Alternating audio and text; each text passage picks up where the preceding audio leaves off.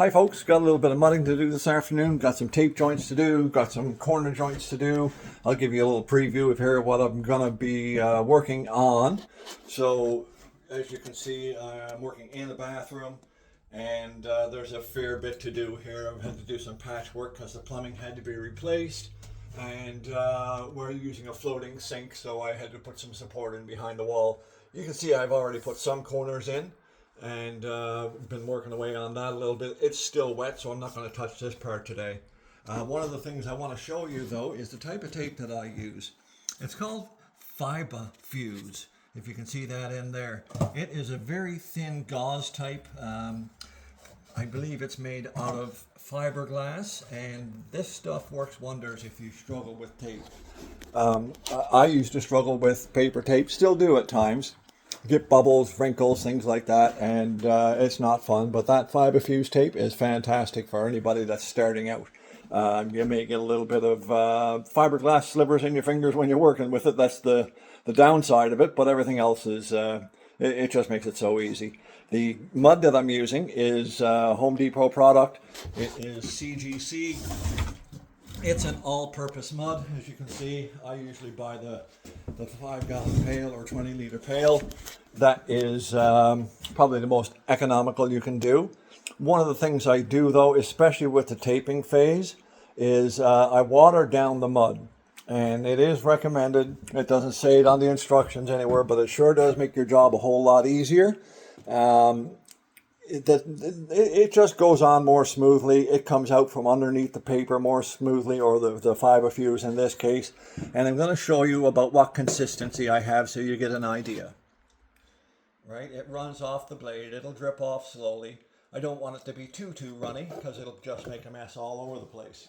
So I'm going to put you on pause for a moment. That is kind of all the tips I can give you. I'm going to put you on pause for a moment while I get set up.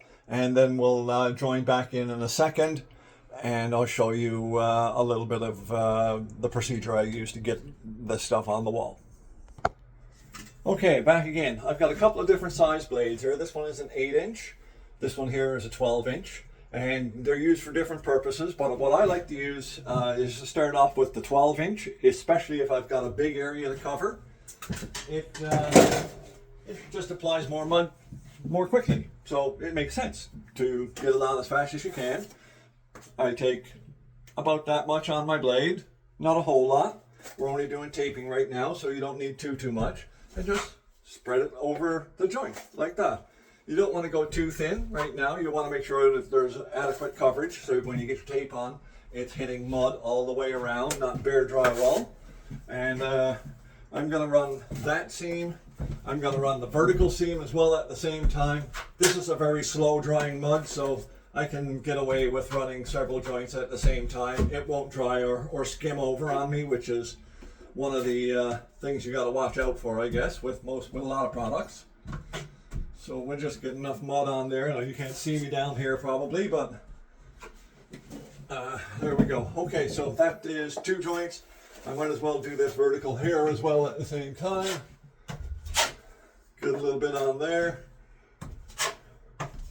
You don't have to worry about being messy if you're working in a home that doesn't have flooring on it yet, because the drywall is water-based, and it will clean up quite easily. It'll either chip right off the floor with a blade, or you can wash it off. Even if it's on brand new hardwood, it'll wipe off no problem whatsoever. So I've got my Fiber Fuse tape. I'm going to keep it on the roll for now and start in the corner, right tight to the wall pretty much. Go out as far as I want to go, which is to the end of the seam. And I just put my blade up against the wall and tear it off using the blade. Then just take a swipe across like this. You don't want to move too much with the Fiber Fuse because it will tear after a while, and you don't want that, of course. So we just get it on there, get it smooth. I don't leave any mud behind when I'm mudding. Nobody likes the sanding process, so clean it up as you go. Okay. There we go. Nice and clean. The next layer that goes on, we'll cover the tape, but I'm not going to do that until it's dry. So now I'm going to jump down to the bottom, do a side seam right here that you can't quite see, it's off camera. But same process, I'll start down bottom this time, apply it center of the seam, all the way up to the top. I don't overlap the tapes, just bring it to where the other tape is. And then again, take your 6-inch blade, smooth it out. Sometimes it'll go wonky on you. That's not a big deal. Just fix it. There we go. And I move my knife downwards near the bottom, and of course upwards at the top. Usually start in the middle. I find is the easiest, and then it doesn't pull the tape all over the place on you. There we go. Again, I don't leave any lumps behind, nothing to clean up. There will be no sanding between coats. That is not the goal. Okay, this one. Hopefully you can see what I'm doing right from top to bottom there on this one. So I'm just going to go a little past the horizontal joint, cut it off using my blade. I take the top, gentle, smooth. You don't push too hard or you're just going to rip the tape and make a mess. And there's no way to get your blade to do an upside down one, so once you've got the top settled in, just smooth downwards gently. I'm applying, I don't know, probably 10 pounds of pressure maybe at the most. I don't want a lot of pressure on it. I just want to be able to make it smooth and not leave too much mud underneath the blade, or underneath the tape, sorry. So that is pretty much that. I might as well do these two joints right here. They're small, but they still have to be done. So I'm going to freshen up the mud there because I've wiped some of it off. There we go. And 2 short pieces of tape for that. One here. Again, just push your blade against the wall and kind of tear sideways, similar to what you would do with I don't know, saran wrap or tin foil or something like that. You know, everybody's familiar with that in the kitchen. It is not much different for tearing off the tape. Again, no buildup. A little bit on there. Get ready for a short piece of tape there. That one's going to be really short, only about 2 inches long, because I don't want to overlap. Overlapping your tape will have too much of a buildup, even though it's really thin. I will be tiling this wall eventually, and I want everything to be as smooth as possible. I don't want any areas that are bumpy, I guess, or built up, like I call it. So that's pretty much it. Remember, keep your mud a little bit liquidy, especially if you're using paper tape, and it'll treat you much better. I don't have to worry about it being perfect right now. Once it's dry, when I come in tomorrow, it'll be fine to go over with a second coat, and of course that coat will look much better. I might as well do these two as well. Then I can, once I've got these done, I can do a corner bead. Always do your tape first, corner beads after. I'm just going to give that a little wipe there to smooth it out. I might as well do the bottom one as well at the same time, right? One of the things I try to remember, probably caught me doing the opposite right there, but do as I say, not as I do, you know. I try to remember not to switch tools too often when I'm working. It doesn't really take too much time, but when you add up all the times you lay down a hammer or a screwdriver or something like that over the run of a day, and then pick up a different tool, I don't know, it might only take 15-30 seconds to do it each time, but it makes a big difference overall once you add that up. You can waste lots of time doing stuff like that. You can also waste lots of time dropping your tape on the floor. So try not to do that too much. And this one here. There we go. So I'm going to put my finger on this corner right here to hold it in place because the tape will slide. The mud is kind of slippery, so I'll just go back and paint it up a little bit. You can see this angle probably a little bit better what I'm doing over here. And push into the corner again and take that out. I don't want any build up in the corners. I will be doing the corner bead right away, but if I weren't, then any buildup that I leave will cause an issue when I go to do my corner bead tomorrow, when it's, or the next day or whatnot, when it's dry and hardened. Then I'll end up having to sand it or chip it or something like that.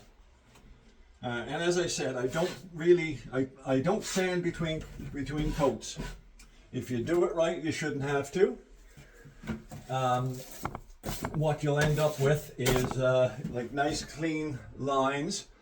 If you have some, especially on corners, I guess is probably more where you're going to find what I'm about to say. If you have corners and you leave a little bit of mud there, you can come in the next day, you can chip it off with your knife. Just kind of rub it off or scrape it sideways, up and down, whatever you need to do. Get rid of any rough spots, and no need for sanding because the next coat's going to go on and it'll go on much better than the first coat does usually. So I'm going to put a corner bead in now. I'm going to grab my large trowel again, my large blade, because again it gets more mud on more quickly than a small blade will. And I'm going to start at the top, one side, and pop a bunch of mud on there. And just keep going the whole way down. I got a little bare spot right there. If there are gaps in your corners that are large, you'll want to pre-fill those before you put anything on it. Pre-fill and let them dry if they're large. If they're just small like these ones, you can do what I'm doing. Just kind of squish it into the corner, and it's not that big a deal. If they're large, they won't dry correctly, and sometimes it can cause you issues with your corner beads. You'll see people that do drywall every day will use paper, just paper for corners, and they're quite good at it. I'm I guess a jack of all trades, so I don't spend my entire life every day doing drywall mud. So what I find is a great cheat, and is perfectly acceptable, is to use corner beads. They have metal in them for added stability, and then paper on the outside edges. I'll show you one of those in a moment. You can see I switched over how I'm using my blade. It just makes it a little bit easier. You do whatever method you want to, whatever makes you feel comfortable. Everybody holds things differently, but I find that if I switch over my grip a little bit, it's just a little bit easier on the wrist and the hands and whatnot, especially if you're doing a lot of it. Almost down to the bottom. Again, no bare spots. You don't want any bare spots. You don't want to be able to see the drywall. You want to make sure there's an ample amount of mud behind these corner beads. If not, you will have problems. Okay, my tray is empty. Had just enough to do that one. Now, these corner beads, as you can see, have metal on the back. This is an inside corner. There's two styles. The insides have metal on the back, all paper on the front. This ceiling is exactly the same height as the corner beads, so I don't have to worry about cutting it. But if you do have to cut them, a pair of tin snips is what you're going to need for that. And they cut pretty easily. You don't need a whole lot of strength. What I'm doing here is I take my blade and I push the corner bead into the corner, setting it into the mud on a 90-degree angle. Both sides. About every 8 inches, I give it a push both ways with the blade.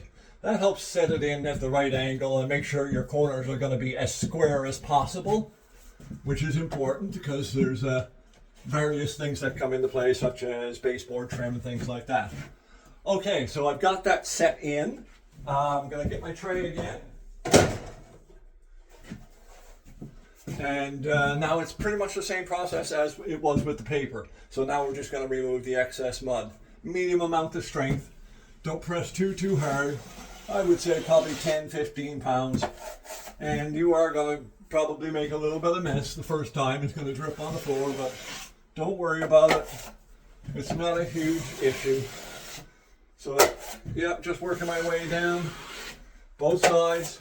And once I get to the bottom, I'll start sweeping upwards.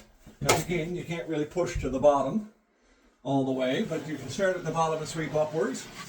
I also hold my blade on a little bit of an angle outwards. So not square to the wall, but a little bit of an angle like this, if you're pulling down, forces the mud out, the excess mud. And you don't want too much in there, you don't want to take too much out. So now that is perfectly smooth. There's not an excess bit there at all. I'm going to run down this side once more just in case. I didn't get all the way to the bottom on this side. Okay. That corner bead is in. Now one of the things I like about these corner beads is because there's metal in it, that is going to make it super easy to run a nice square straight bead of mud when it comes time to do that. I can actually do one side of it right now, and I probably will. I'm just going to have to get a little bit more mud, and I'll be back in a moment. Hang in there. Okay folks, back again. I've got a little bit more mud in my tray. I added some water as I explained earlier.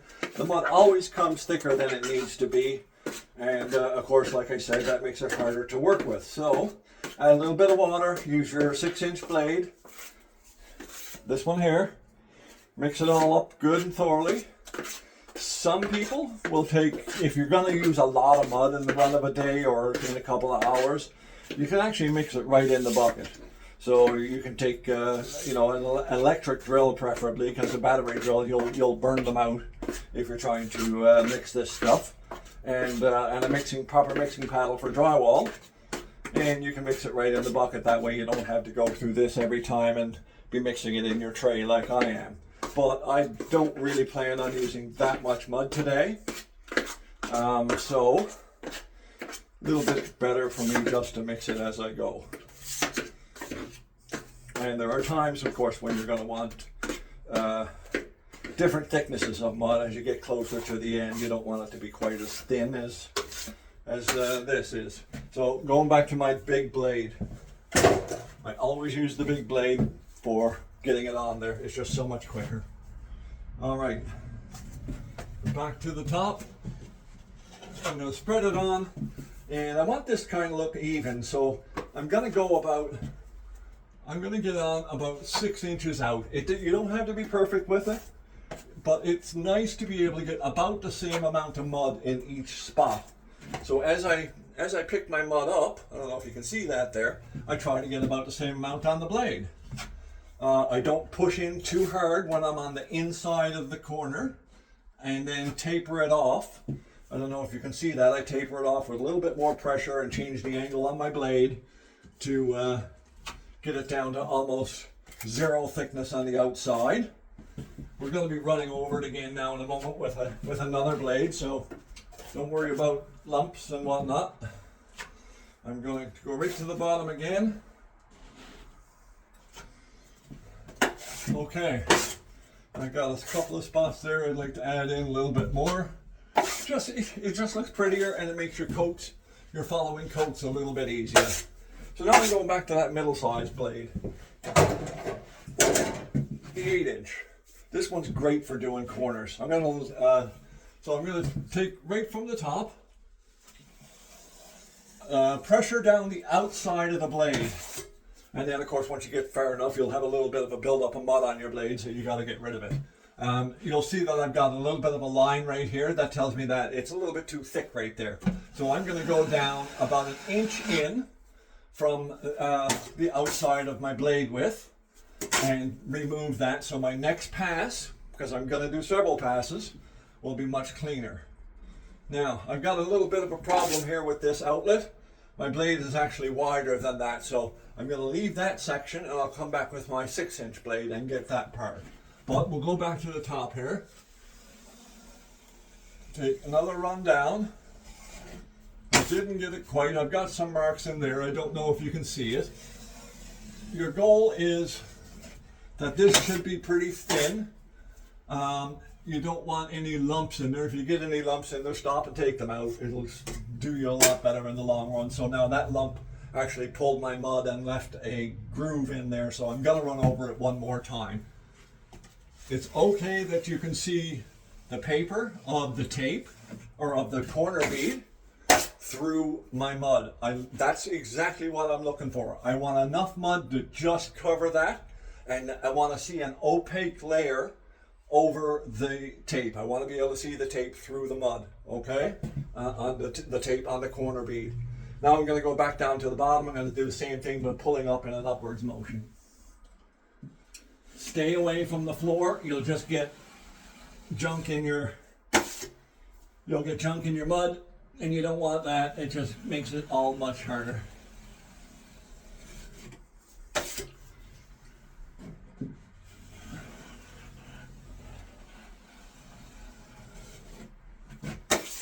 Okay, one more pass and I'll be happy, I think. All right, got that. Now I'm going to get my 6-inch and fix that spot in the middle there. And again, don't worry if it's not perfect right now. You'll get it. It'll come with the next coats. And there's times when, you know, it's better off just not to mess with it anymore, to leave it and get it on the next coat. You can mess around with this stuff for a long time and not be able to really get it perfect on the first coat. And you can have up to 5 coats to get it paint ready. A level 5 is what they call that. All right, so that's pretty much it for the mudding. Hopefully you learned a little bit of something. If you have any questions, let me know. Thanks.